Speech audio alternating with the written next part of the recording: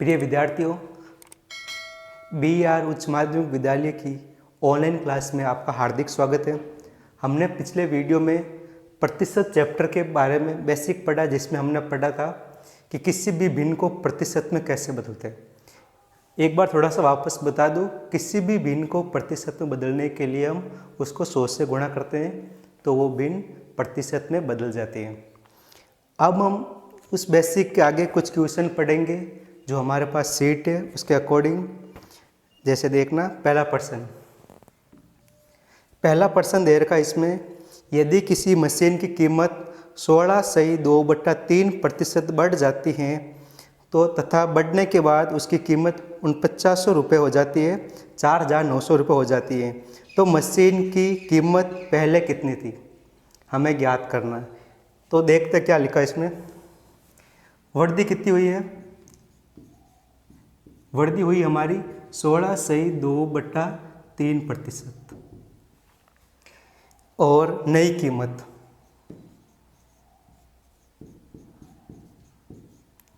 कीमत हो गई बढ़कर 4900 रुपये। अब देखना, इस प्रश्न को करने के कम से कम 2-3 तरीके, लेकिन परीक्षा के हिसाब से, प्रतियोगिता परीक्षा के हिसाब से हमें बहुत ही कम समय में इन प्रश्नों को करना होता है। तो आइए हम देखते हैं इसको बहुत ही कम समय में कैसे करते हैं। जैसा कि इसमें लिखा कि वृद्धि लिखी हुई 16.2/3%। हमने पिछले वीडियो में पढ़ा है कि 16.2/3% का भिन्न रूप होता है 1/6। 16.2/3% को हम भिन्न के रूप में लिख सकते हैं 1/6। इसका मतलब क्या हुआ कि वस्तु की कीमत पहले 6 थी, 6 पे वृद्धि हुई 1 की, तो बढ़ के कितनी होगी? 6, बढ़कर 7 होगी। देखो, पुरानी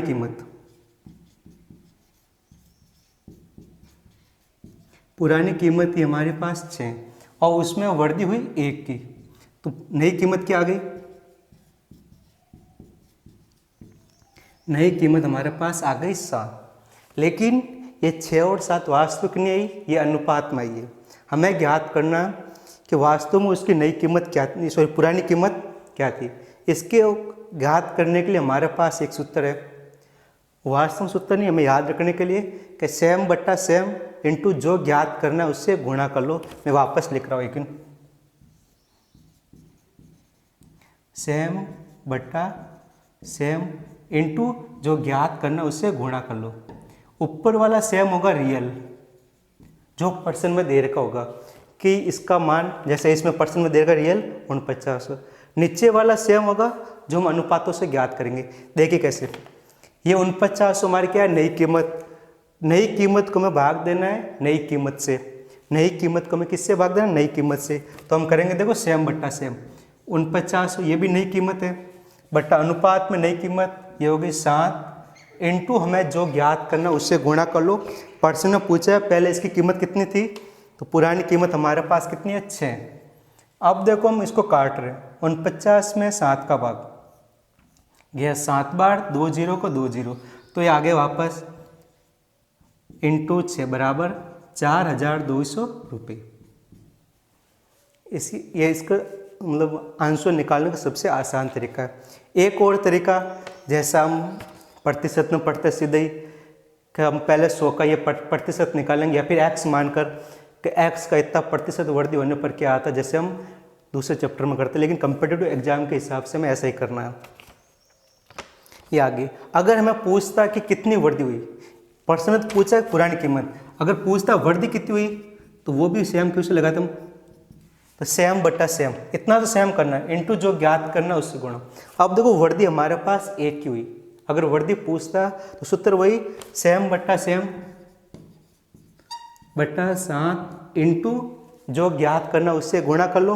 और वृद्धि ज्ञात करनी है तो हम 1 से गुणा कर लेंगे, तो 1 से गुणा कर लिया, तो इसमें भाग दिया, वापस 7 बार गया, तो इसकी कीमत क्या आ गई? 700 आ गई। वृद्धि कितनी हुई? 700 रुपये की। अगर आप सीधा देखना चाहो तो यहाँ पर भी वृद्धि इतनी आ रही है, देखो 4900 नई कीमत है, पुरानी कीमत 4200, ऐसे भी 700 आ रही है। अगर हम सूत्र से करें तो सबसे आसान तरीका, सब लगभग सारे क्वेश्चन में ये काम करेगा कि सेम बट्टा सेम इंटू जो ज्ञात करना उसे गुणा कर लो। उसके बाद हम आते हैं अगले क्वेश्चन पर।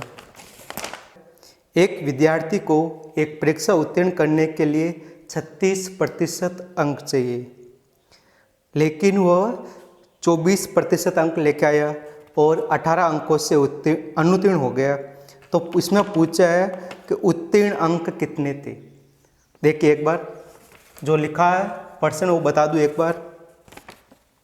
उत्तीर्ण होने के लिए अंक कितने चाहिए,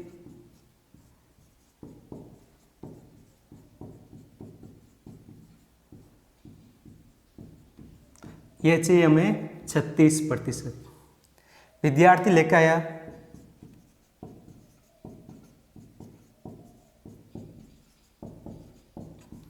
कितने 24% और फेल हो गया कितने 18 अंकों से।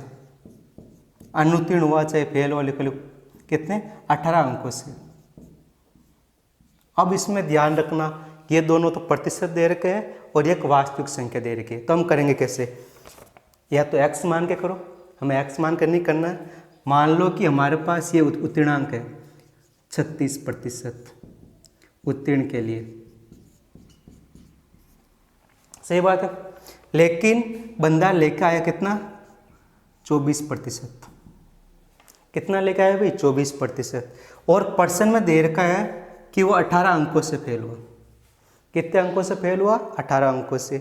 अब देखिए हमें वही सेम बटा सेम से करना है, लेकिन हमें पर्सन में वास्तविक संख्या क्या दे रखी है, अंतर दे रखा है कि उत्तीर्ण अंकों में और जो विद्यार्थी लेकर आया।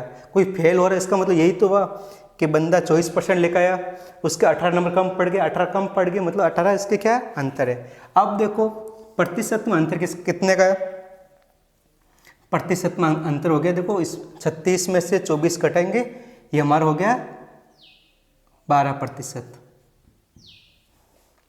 कितना हो गया भाई 12%। अब हमें ज्ञात करना पर्सन में कि विद्यार्थी को उत्तीर्ण अंक लाने के लिए, मतलब उत्तीर्ण होने के लिए कितने अंक चाहिए थे, वो एक बार देखना वापस। उत्तीर्ण अंक पूछा इसमें, तो सूत्र वही कि सेम बट्टा सेम इंटू जो ज्ञात करना उससे गुणा कर लो। अब देखो इसमें सेम, ऊपर तो सेम मतलब समान बटा समान करना, ऊपर तो क्या है वास्तविक में कितने अंकों से फेल हुआ, वास्तव में कितने अंकों से फेल हुआ 18 अंकों से, और प्रतिशत में हुआ 12% से फेल। प्रतिशत में कितना हुआ 12। अब वही सूत्र कि हमें ये लिख रहा वापस में, सेम बटा सेम इंटू जो ज्ञात करना उसे गुणा कर लेना। अब देखो हमें पूछे है उत्तीर्णांक पूछे है, तो उत्तीर्णांक के लिए हमारे पास क्या है 36 है। अब इसमें 100 से 100 अपने आप कट रहा है, यहाँ 12% था, ये 36%, ये प्रतिशत से प्रतिशत अपने आप कट रहा है, इसलिए लिखने की जरूरत नहीं है। अब 12 का भाग इसमें देंगे हम, कितनी बार गए 3 बार, ये हो गया 18 इंटू 3 बराबर 18 इंटू 3 कितना हो गया 54 अंक। अतः विद्यार्थी को पास होने के लिए 54 अंक लाने थे। अब अगर पूछ ले कि विद्यार्थी अंक लेके कितना है,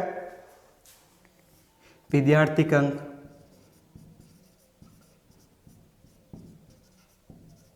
तो इसमें वही सेम बट्टा सेम, ये तो मैं सब में करना ही है 18 बट्टा 12। अगर विद्यार्थी का अंक ज्ञात करने हैं तो इसको गुणा करेंगे 24, क्योंकि विद्यार्थी 24 लेकर आया, तो इसको हम 24 से गुणा कर लेंगे। कितनी बार भाग गए 2, 18 इंटू 2 हो गए 36 नंबर, कितने हो गए 36। अब देखो इसका अंतर भी आ रहा वापस 18। अब पूछ ले कि मतलब कुल पूर्णांक कितना था, तो वही देखिए एक बार वापस 18 बट्टा 12 इंटू कुल नंबर प्रतिशत 100 होते, तो 100 हो गया। अब इसको काट दो 3 के टेबल से, 3 का भाग 18 में गया 6 बार और 3 का भाग 12 में गया 4 बार।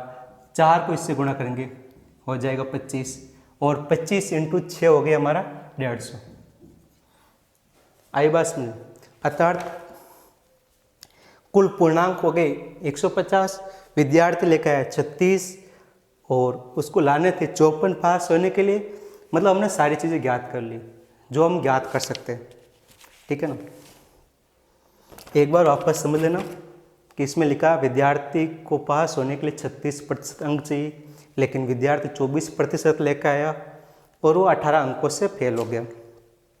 अब इसमें पूछा है कि विद्यार्थी को उत्तीर्ण होने के लिए कितने अंक चाहिए, वो हमें ज्ञात करना था। उसके लिए हमने जो दिया हुआ वो हमने चाहिए लिखने की जरूरत नहीं, शॉर्ट में हम यही से कर सकते हैं कि फेल 18 अंकों से हुआ और प्रतिशत में कितने अंकों से फेल हुआ, 12%। अंकों में तो फेल हुआ 18 नंबर से और प्रतिशत में हुआ 12% से, मतलब अंतर बटा अंतर करना है। दोनों फेल, ये भी फेल के लिए, ये भी फेल के लिए, इसलिए मैंने लिख दिया सेम बटा सेम। 18 नंबर से फेल हुआ, 12% से फेल हुआ, सेम बटा सेम हो गया, इनटू जो ज्ञात करना उससे गुणा कर लो। ये किसी भी पर्सन के लिए लाभदायक होगा। अब देखना आगे, देखिए एक पर्सन है, तीसरा पर्सन, जिसमें लिखा एक छात्र ने 30% अंक प्राप्त किए और वो 45 अंकों से अनुत्तीर्ण हो गया। दूसरे छात्र ने 42% अंक प्राप्त किए और उसने उत्तीर्ण होने से 45 अंक अधिक लेकर आया। तो उत्तीर्ण होने के लिए कितने अंकों की ज़रूरत है वो हमें ज्ञात करना। एक बार वापस ध्यान सुनना, लिखा है एक छात्र ने 30% अंक प्राप्त किए और 45 अंकों से अनुत्तीर्ण हो गया। दूसरे विद्यार्थी ने 42% अंक प्राप्त किए और उत्तीर्ण होने से 45 अंक अधिक लाया। तो उत्तीर्ण होने के लिए कितने अंकों की ज़रूरत थी। एक बार देखना, तीसरा पर्सन ये होगा हमारा फर्स्ट विद्यार्थी,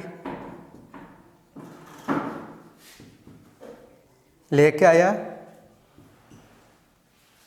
30% अंक और अनुत्तीर्ण हुआ 45 अंकों से। और सेकंड विद्यार्थी था हमारा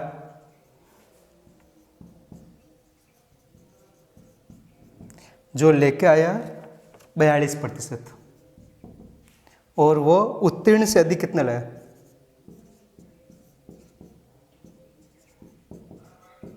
उत्तीर्ण होने से 45 अंक अधिक।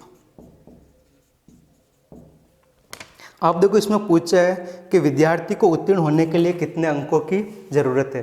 एक बार वापस देखना, मैं डायग्राम बना रहा हूँ ऐसे एक बार कि मान लो हमारे पास उत्तीर्ण होने के लिए यहाँ पर आना, लेकिन विद्यार्थी फर्स्ट लेकर आया, यहाँ पर लिख दो फर्स्ट विद्यार्थी और सेकंड। फर्स्ट लेकर आया हमारा देखो 30% और सेकंड लेकर आया 42%। अब देखो यहाँ से यहाँ तक का गैप, ये उत्तीर्ण के लिए लाइन 30% लाया और उत्तीर्ण होने के लिए इसको और कितने नंबर चाहिए थे, 45 नंबर। उसी प्रकार दूसरा विद्यार्थी 42% अंक लाया और जो उत्तीर्ण होने से कितने अधिक है, 45 अधिक है। अब हमें पूछा है कि उत्तीर्ण होने के लिए कितने अंक चाहिए, तो हम वापस वही जो दिया हो उसके हिसाब से देखो, यहाँ से लेकर यहाँ तक का अंतर है 45 + 45 बराबर 90 और प्रतिशत में अंतर है 42 - 30, ये हो गए 12। प्रतिशत में अंतर है कितना, 12 का, वास्तव में अंतर कितना है, 90 का। अब हमें ज्ञात करना है उत्तीर्ण होने के लिए अंक। अब देखिए हम एक सूत्र लगा रहे हैं कि वही सेम बट्टा सेम इंटू जो ज्ञात करना उससे गुणा कर लो, लेकिन हमारे पास कहीं पे भी सीधा उत्तीर्ण होने के लिए अंक नहीं दे रखा, मतलब प्रतिशत। तो हम क्या करेंगे, सूत्र तो वही लगाएंगे, सेम बट्टा सेम इंटू जो ज्ञात करना उससे गुणा कर लो। तो ऊपर तो सेम हो गया, वास्तविक अंक कितना हो गए 90 का गैप है और प्रतिशत में अंतर हो गया 12 का।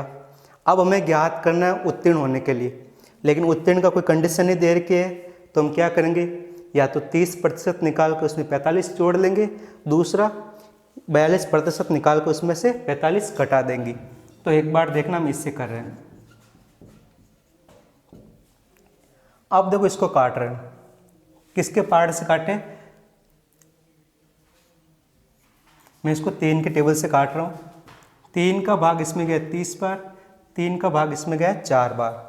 अब वापस ये 4 से कट जाएगा 15 और 15, तो कितना बच गया 15 × 15 225 प्लस हो गया 45, इनका सम करने पर हमारे पास आ जाएगा, देखो 5 इसमें जोड़ दिया 30 और 40 होगी 270। ये इसके टोटल क्या आ गया, उत्तीर्णांक आ गया। या फिर हम दूसरी कंडीशन अगर पास होने वाले विद्यार्थी से ले तो वापस वही पहले तो कि सेम बट्टा सेम करना और जो ज्ञात करना उससे गुणा कर लो, तो हम पहले इसको उत्तीर्ण वालों को निकाल देंगे। लेकिन ये 45 अधिक लेकर है इसलिए इसमें से 45 घटा देंगे, तो भी हमारे पास क्या आ जाएगा, उत्तीर्णांक आ जाएगा। तो इसको हम काटते हैं, वापस वही 15 का सीधा हम काट रहे 4 के पाड़े से, सॉरी हाँ 4 का भाग 90 में कितनी बार जाएगा, जाता नहीं जब हम 3 के पाड़े से काट रहे एक बार, ये 30 पे हो गया और ये भाग है इसमें 4 बार और वापस इसमें 2 का भाग देंगे तो ये चला जाएगा 15 बार और ये चला जाएगा, इसमें देंगे 2 का भाग 2 बार और 2 का भाग 42 में गया 121 बार। तो हमारे पीछे क्या बचा, 15 × 21 माइनस 45, तो 15 × 21 हो गया हमारा 5, एक असल का 30 और 1 31 माइनस 4 ये हो गया। अब इसमें से घटाएंगे तो भी हमारे पास क्या आएगा, 270 अंक। इसके करने के 2 तरीके हो गए, एक बार वापस देखना 30% अंक लेके आया तो 45 अंकों से फेल हो गया, दूसरा 42 लेकर आया जो पास होने से 45 अंक देखे, तो हमने ऐसे टेबल बना ली कि प्रथम विद्यार्थी के 30%, दूसरे के 42, ये लाइन है पास होने के लिए। पहला विद्यार्थी 45 नंबर कम लाया, दूसरा विद्यार्थी 45 से अधिक लाया, तो पहले विद्यार्थी और दूसरे विद्यार्थी के बीच का अंतर निकाला हमने, जो कि आ गया 90 आ गया। यह तो आ गया अंकों का अंतर। अब हमें निकालना था प्रतिशत का अंतर, जो क्या हो गया 12%, ये हमारे पास आ गया। उसके बाद देखो हमने वही सूत्र लगा दिया जो हर बार लगाया, ये बहुत सारे चैप्टर में काम करेगा, जो कोई भी चैप्टर ज़्यादातर चैप्टर में काम करेगा, वही हमने कर दिया कि सेम बट्टा सेम 90/12 × 30। इसमें 45 इसलिए जोड़ रहा कि यहाँ पे 45 अंक अधिक है पास होने से, तो हमने इसमें 45 जोड़ लिए। तो 45 जोड़ने पर इसको सोल्व करने पर 225 आया, इसमें 45 जोड़ा तो 270 अंक आ गए जो उत्तीर्ण होने के लिए। या फिर हम कोई बोल देगा हम इस तरीके से करेंगे, तो इसके लिए भी वही कि सेम बट्टा सेम इंटू जो ज्ञात करना उससे गुणा कर लो। तो हमने इसको 42 से गुणा किया, 42 से गुणा करने पर ये दूसरे विद्यार्थी का अंक आ गई। दूसरे विद्यार्थी अंक कितने, 315। अब ये दूसरा विद्यार्थी 45 नंबर अधिक लाया, पास होने से इसको 45 बाहर निकाल दिया तो हमारे पास आ गया 270। अगर हमें पूछ ले इसी प्रश्न में कि कुल प्राप्तांक कितने, तो वही सूत्र लगाता हम सेम बट्टा सेम इंटू जो ज्ञात करना उससे गुणा कर लो। तो इस बार किससे गुणा करता हम, 100 से, क्योंकि पूरे प्राप्तांक 100 होते हैं। तो ये हो गया 90/12 × 100। इसमें 3 का भाग 30 बार गया, इसमें गया 4 बार, 4 का भाग 100 में 25 बार, तो ये हो गया 25 × 3 75 और 0 का 0, मतलब विद्यार्थी को कुल 750 अंकों में से नंबर दिए गए। अब पूछे पहले विद्यार्थी के नंबर 225 है, दूसरे के 315, ये हो गए टोटल पास होने के लिए। अब इस क्वेश्चन को रब कर रहा हूँ। हमने 3% कर लिए, चौथा प्रश्न है एक विद्यार्थी ने 20% अंक प्राप्त किए और 30 अंकों से अनुत्तीर्ण हो गया। दूसरे विद्यार्थी ने 32% अंक प्राप्त किए और वो उत्तीर्ण होने से 42 अंक ज़्यादा लाया। तो उत्तीर्ण होने के लिए कितने अंकों की ज़रूरत थी? जैसा पिछला क्वेश्चन था वैसा ही क्वेश्चन ये है। एक बार प्रश्न वापस सुनना। एक विद्यार्थी 20% अंक प्राप्त किए और वो 30 अंकों से फेल हो गया। दूसरे विद्यार्थी ने 32% अंक प्राप्त किए जो उत्तीर्ण होने से 42 अंक ज़्यादा हैं। तो उत्तीर्ण होने के लिए कितने अंकों की ज़रूरत थी? तो एक बार ध्यान से देखना। ये मैं लिख दूँ यहाँ पे फर्स्ट विद्यार्थी लेकर है 20% अंक। 20% अंक लाया और अनुत्तीर्ण हुआ 30 अंकों से।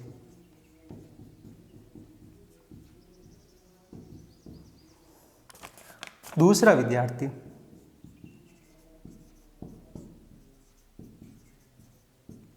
लाया 32% और जो उत्तीर्ण होने से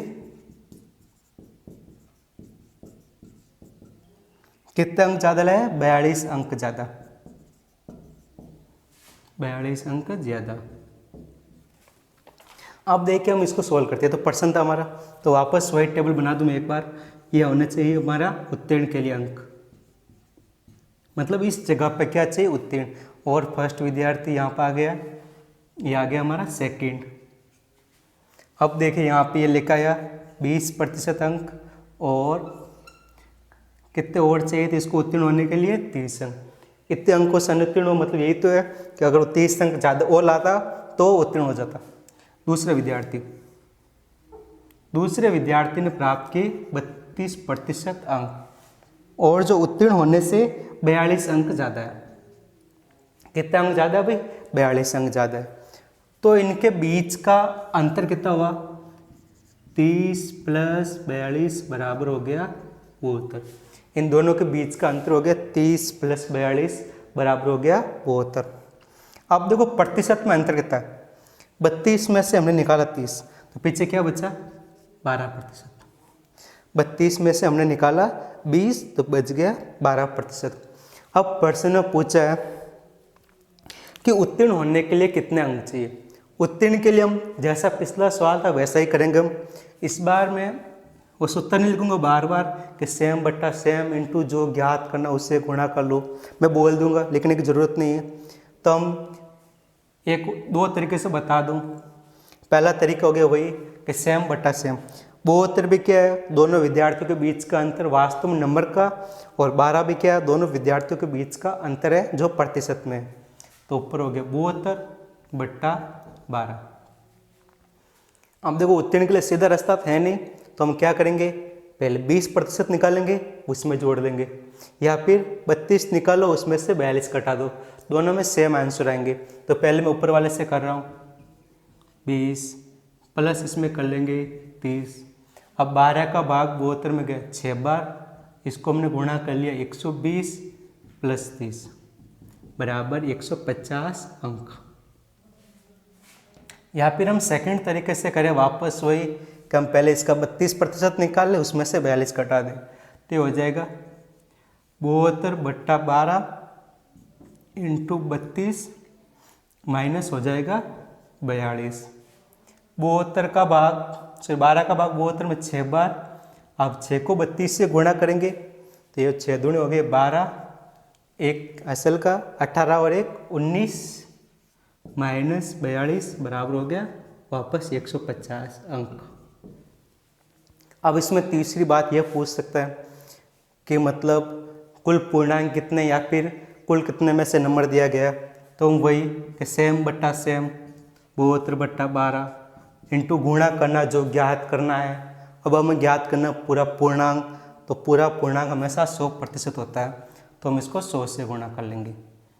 तो इसमें भाग गया 6 बार, 6 इंटू 100 हो गया 600। 600 अंक है, जिसमें से पहला विद्यार्थी 20 अंक लाया, दूसरा 32% अंक लाया। ये हमारा आंसर हो गया। चाहे इससे निकालो चाहे इससे निकालो, दोनों का आंसर क्या है? 150 आया। ठीक है ना विद्यार्थियों। अब देखो ये छात्र अंक है, ये 3-4 टाइप के होते हैं, हमने कर लिए। अब इसी के रिलेटेड चुनाव के संदर्भ में कुछ प्रश्न आते हैं, वो हम करेंगे, प्रत्येक टाइप का एक प्रश्न, और आगे कुछ डिमांड हुई तो हम आगे और भी करेंगे। एक चुनाव में 2 उम्मीदवार थे। हारने वाले उम्मीदवार ने 41% मत प्राप्त किए, वोट प्राप्त किए, और वो 5580 मतलब 5580 मतों से हार गया, वोटों से हार गया। तो इसमें पूछा है कुल वोटों की संख्या कितनी थी। तो एक बार ध्यान से देखना, प्रश्न नंबर हमारा कौन सा हो गया? 5वां, जिसमें लिखा है एक चुनाव में 2 उम्मीदवार थे और हारने वाले उम्मीदवार ने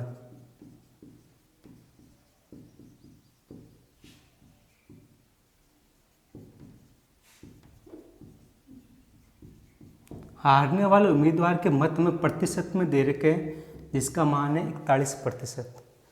मतलब हारने वाले उम्मीदवार को 41% मत प्राप्त हुए। तो हम जानते हैं कि कुल मत हमेशा 100% होता है। कल भी हमने पढ़ा कोई भी चीज़ अपने आप में 100% होती है, तो कुल मत हम मान लें यहाँ पे, कुल मत हमेशा 100% होता है। 100 वोट नहीं बोल रहा, 100% बोल रहा। मतलब किसी भी गांव में सब जने वोट दे तो 100% होता है। अब देखो हारने वालों को कितना मिला, तो जीतने वालों को कितना वोट मिलेगा, जीतने वाले के मत, ये हो गया। हम 100 में से अगर निकाल दे क्या 41, सीधा भी कर सकते हम, ये हो गया 59%। मतलब एक उम्मीदवार ने प्राप्त किए 41 और दूसरे ने प्राप्त किए 59। और हारा कितना अंकों से, हारा कितना वोटों से, हार हुई इसकी 5580 मतों से।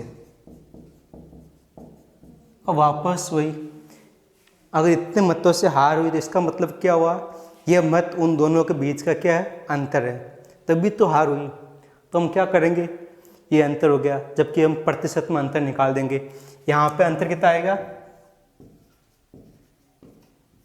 अंतर देखो 59 में से निकालना है हमारा क्या 41, तो ये समथिंग आ जाएगा। देखो 9 में से 1 गया 8 और ये 18, वो 18% मतों से हारा। और संख्या कितनी थी 5580, मतलब 18% का मान क्या हो गया 5580। अब हमें पूछा है कि कुल वोटों की संख्या, कुल वोट कितने हैं 100, तो सूत्र वही लगाना है कि सेम बट्टा सेम इंटू जो ज्ञात करना है उससे गुणा कर लो। और ऊपर वाले सेम में वास्तविक संख्या रखनी है, जिसका मान निश्चित हो, प्रतिशत अनुपात नहीं रखना है। तो वास्तव में इतना ये, तो हम क्या करेंगे 5580 बट्टा 18, ये भी देखो अंतर है, ये भी अंतर हो गया। सेम बट्टा सेम इंटू हमें ज्ञात करना है कुल मत, तो हम इसको 100 से गुणा कर लें। अब देखो 18 का भाग 5580 में देना है, तो हम देंगे। पहले 18 का भाग 55 में गया कितनी बार, 3 बार, 54 होते हैं, एक शेष बचा, 1 और 8 मिलकर 18, 18 में 18 का भाग 1 बार और 0 का 0। अब इसको गुणा कर लेंगे तो कुल मत आ जाएंगे 41,000। ये क्या आ गया हमारा कुल मत, कुल मत या फिर कुल वोट। अगर हमें पूछ ले कि विनिंग कैंडिडेट मतलब जीतने वाले उम्मीदवार को कितने वोट मिले, तो वापस वही कम करते कि सेम बट्टा सेम इंटू जो ज्ञात करना उससे गुणा कर लो, तो हम 59 से उसको गुणा करते। इसका भाग इसमें देंगे तो आता हमारा ये आ जाता। अब इसको गुणा कर लेते तो 0 का 0, अब यहाँ पे एक बार गुणा कर ले तो कितना हो गया 9 5 27 का 7 2 15 16 17,